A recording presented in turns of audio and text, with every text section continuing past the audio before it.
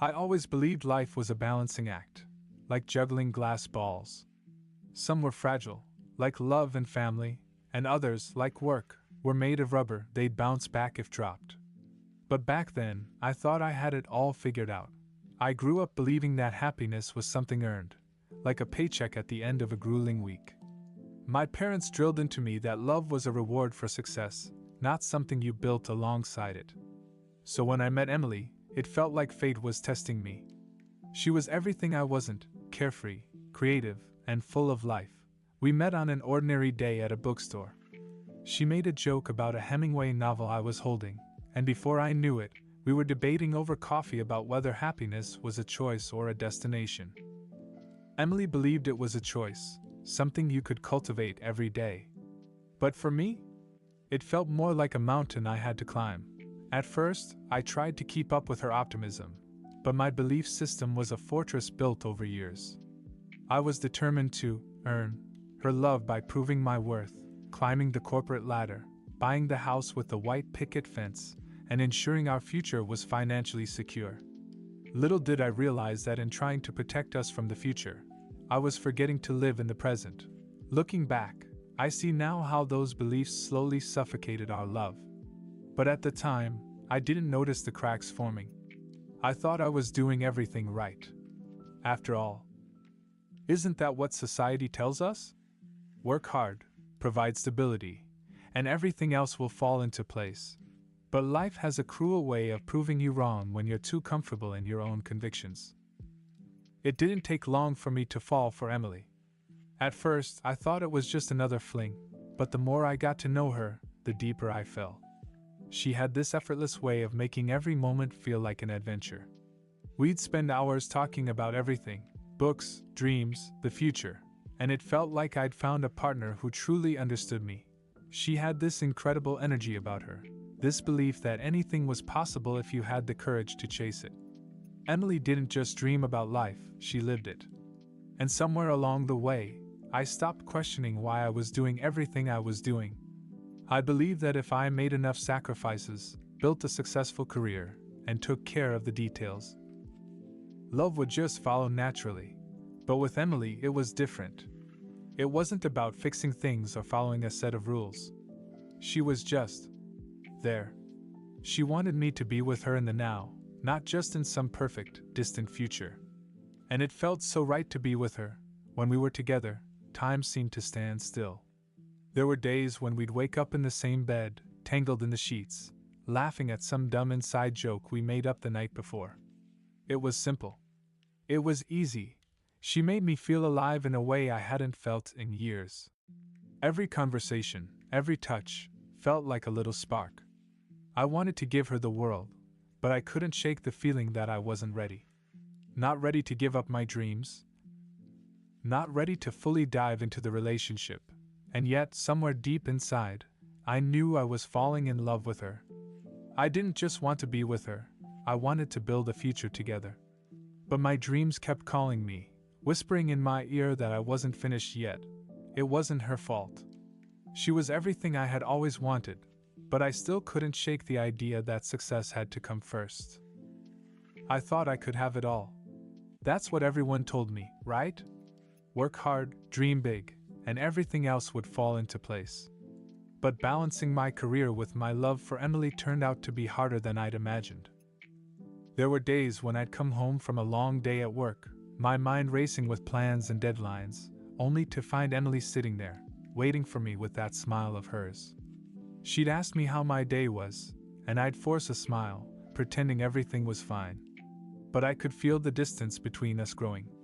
She wanted my presence, my attention, my time, but I was too wrapped up in the hustle to give her any of it.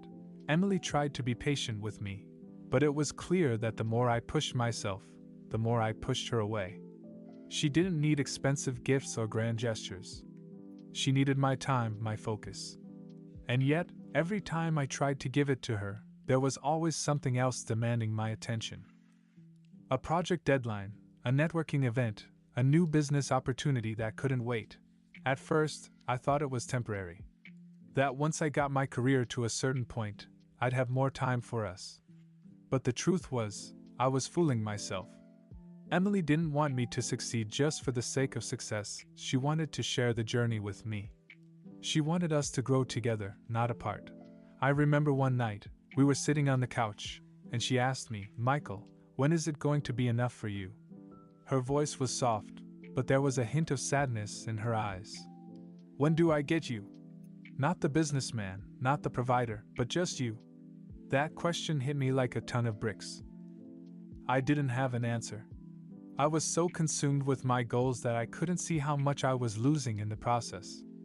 I loved her, but I was too focused on achieving success to realize that the cost of ambition was taking more than I was willing to pay. The more I tried to climb higher, the more I felt her slipping away. And yet I told myself it would be worth it in the end. That I was doing this for both of us. But deep down, I knew I was lying to myself. It didn't happen all at once.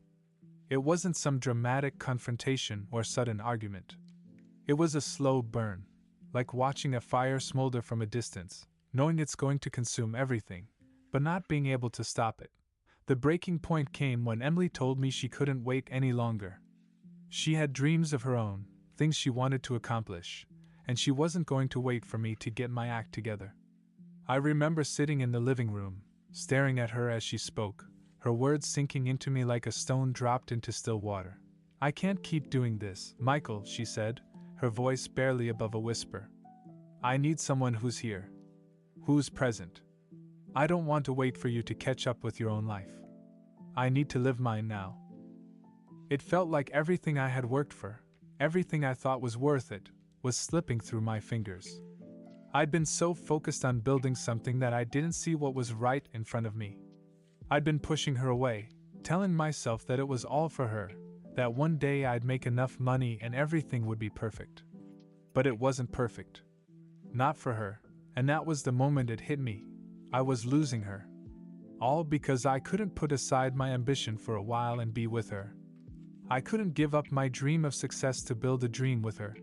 The decision was inevitable, but that didn't make it any easier. Emily left that night. She took only what she needed: clothes, a few personal items, but it was the empty space she left behind that hurt the most. The apartment felt hollow, and for the first time in years, I felt utterly alone. I spent the next few weeks going through the motions: work, home, sleep, but it wasn't the same.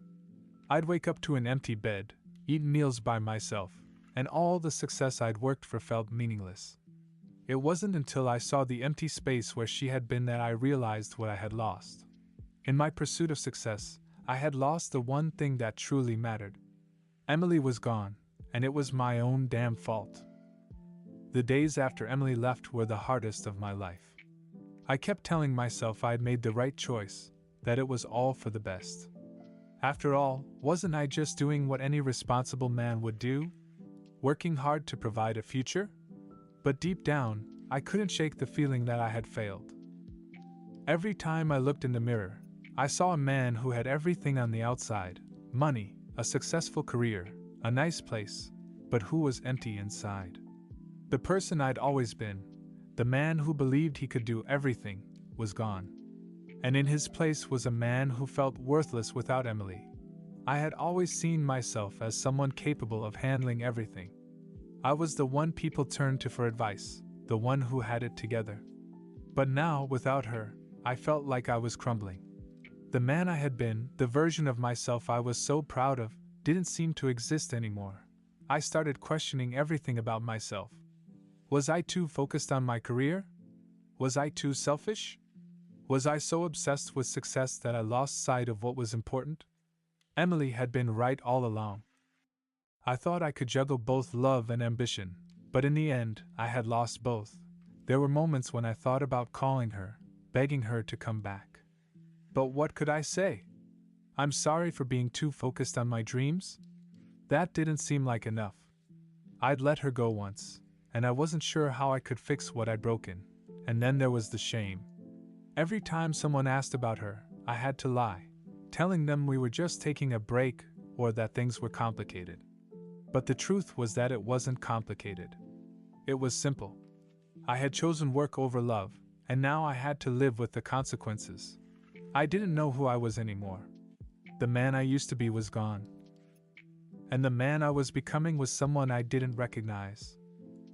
I had always prided myself on being able to stay calm, composed, and in control. But when Emily left, all of that disappeared. I felt like I was falling apart, and I didn't know how to stop it. My mind was a whirlwind of thoughts, regrets, and unanswered questions, each one more painful than the last. It wasn't just the loneliness that hurt, it was the feeling of betrayal by myself. How had I let it get this far? How had I let someone so important slip through my fingers? The weight of the guilt was crushing. I kept thinking if I had just made different choices, if I had put more effort into our relationship, maybe we'd still be together. Maybe I could have been the man she needed me to be. I would go to work, sit in meetings, and try to focus on tasks. But all I could think about was her laugh, the way she looked at me when she was happy, the way her hand felt in mine. Every little thing about her seemed to haunt me. Even the simplest memories of our time together felt like knives, cutting deep into my heart. At night, I would lay in bed and listen to the silence. The emptiness felt like it was swallowing me whole. I missed her more than I could put into words. And what made it worse was that I knew I was the one who had driven her away. The person I thought I was, strong, driven, successful, was nowhere to be found. In her place was a man who had nothing left to give. There were days when I couldn't stop myself from crying. The kind of crying where your chest aches and you feel like you can't breathe. And then, in the middle of it all, the thoughts would come again, thoughts about how I had failed as a man, how I had failed her. I had been so wrapped up in proving myself to the world that I had neglected the one thing that truly mattered. And the worst part? The worst part was knowing that there was no one to blame but myself. I couldn't blame her for leaving. I had done this to us. I had pushed her away, thinking that everything else could fill the void, when in reality, the only thing that ever truly mattered was her. The days blurred together in a haze of confusion, regret, and sleepless nights. Every morning I would wake up, hoping the pain would subside, but it never did. I was stuck in this never-ending cycle of wondering if I could somehow fix things with Emily, or if I should just accept that it was over and move on. The hardest part wasn't just that she was gone, it was the uncertainty. I didn't know what the right choice was anymore. Should I fight to win her back? Or should I just let go and move on with my life, like she had done? My heart told me one thing, but my mind told me another. I spent days running through scenarios in my head, trying to play out every possible outcome. If I tried to get her back, would she even want to hear me out? Was I even the man she had fallen in love with anymore? Had my obsession with success changed me too much? Would she even recognize the person I had become? And if I didn't fight for her, could I live with the regret of never trying? One night, I sat in my favorite chair, staring out the window as the city lights flickered below. I thought about the life we could have had, about building a future with her, growing old together, sharing everything. And then I thought about the life I was building alone, filled with meetings, business deals, and empty nights. I realized I was just filling a void, trying to convince myself that success and status could make me happy. But that wasn't the truth. The truth was, I had everything I needed sitting right in front of me, and I had pushed it away. I had spent all this time building a future that didn't include the one person I truly wanted to be with. That night, I made a decision. I wasn't going to give up on us just yet. I wasn't going to let my pride and ego dictate the course of my life. I was going to fight for Emily, even if it meant exposing the vulnerability I had hidden for so long. I had to find a way back to her, even if it meant facing the consequences of my actions. It wasn't going to be easy, but I knew I couldn't live with myself if I didn't try. I had made mistakes, but I was determined to make things right. I wasn't going to just let her slip away without giving it my all. After making the decision to fight for Emily, I knew I couldn't do it alone. As much as I wanted to keep my struggles private, there was no denying that I needed help. My pride had always kept me from reaching out to others, but I had to swallow that if I was going to make this right. I turned to my closest friends first, those few people I had known for years, the ones who had seen me through the highs and lows of life. I needed their advice, their guidance, and maybe even a little bit of reassurance that I wasn't crazy for trying to rekindle what I had lost. Jake, one of my oldest friends, was the first person I called.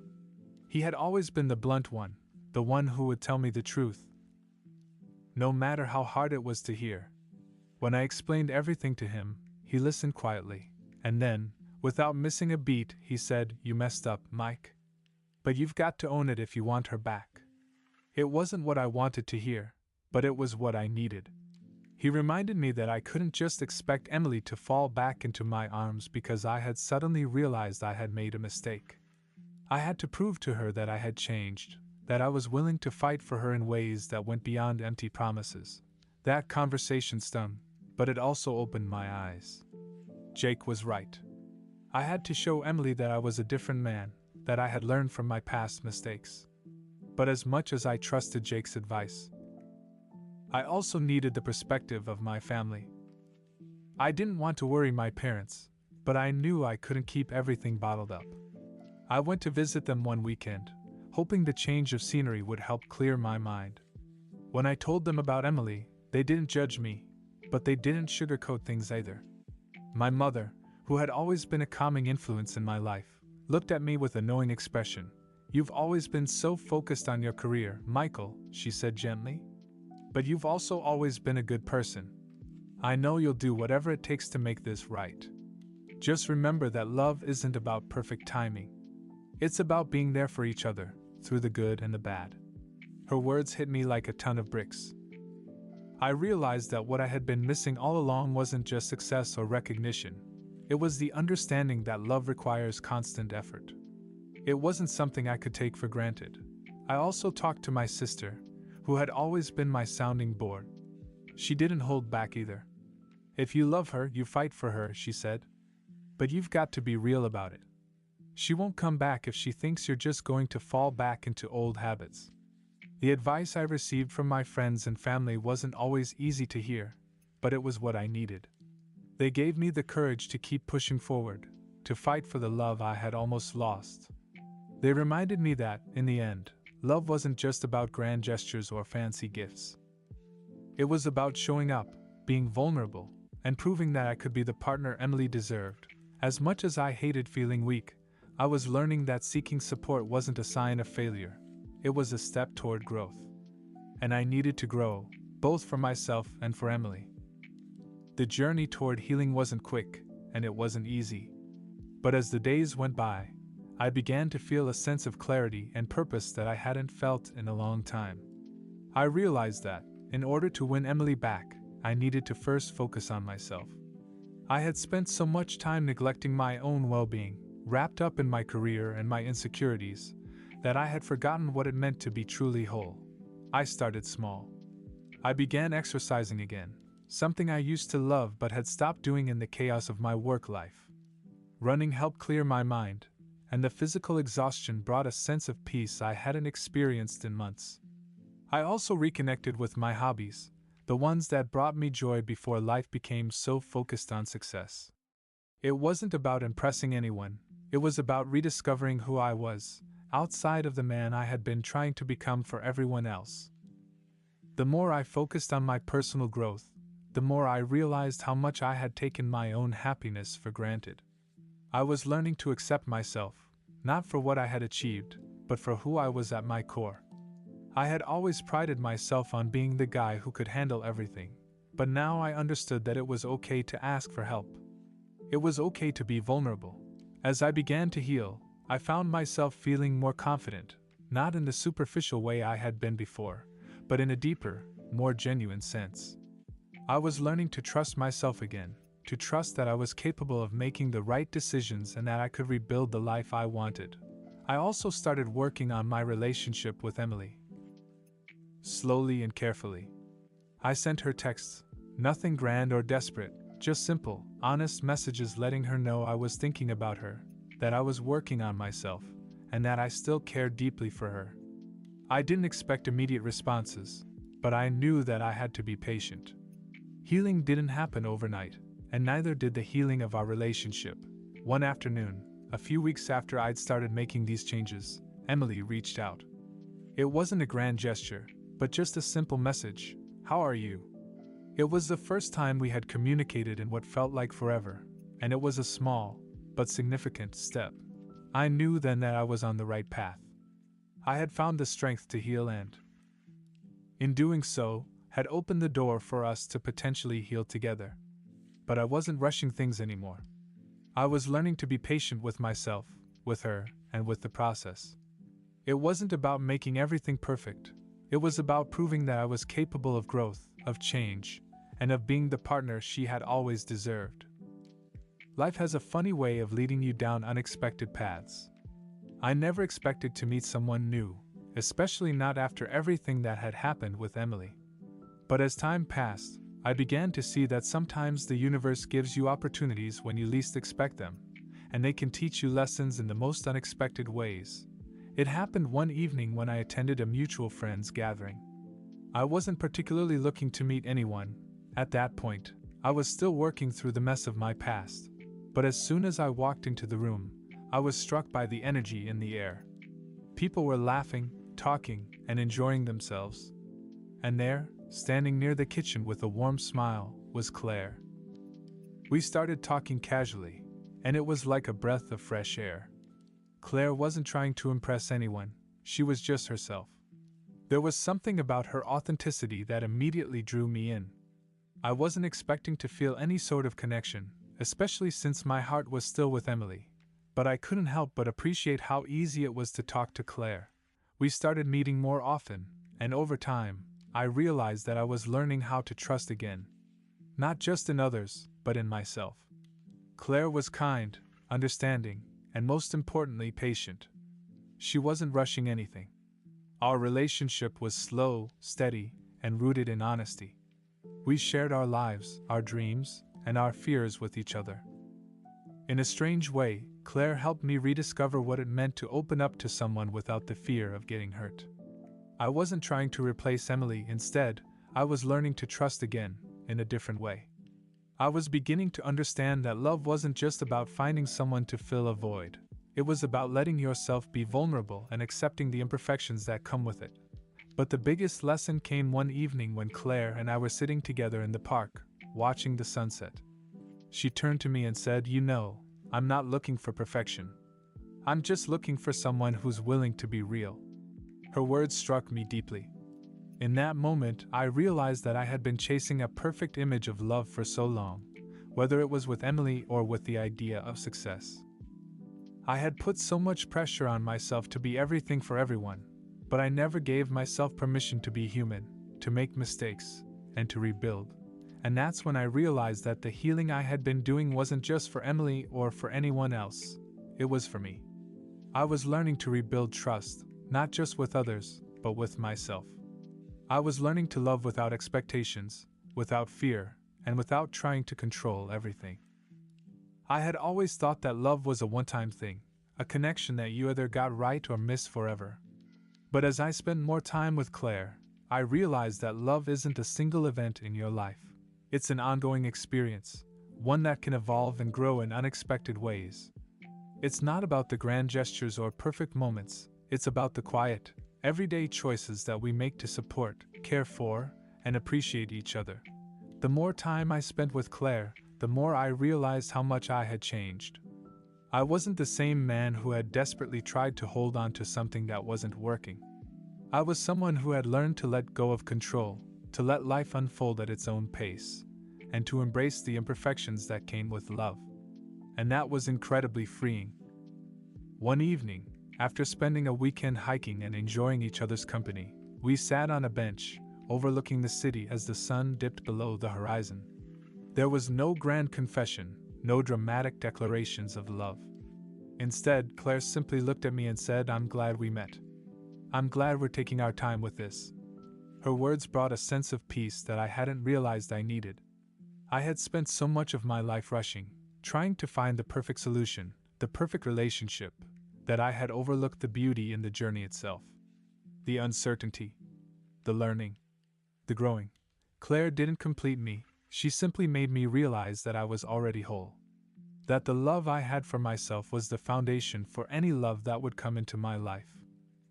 And with that realization, I began to feel a sense of happiness that I hadn't experienced in years.